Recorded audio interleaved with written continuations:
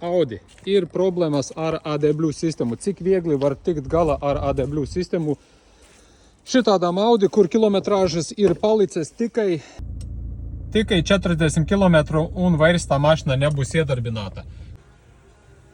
Tagad notiek faila lasīšana, vadības bloks ir izņemts, nolikts uz galda, lasīts bench mode bez atvēršanas un saglabāsim tulītas failu.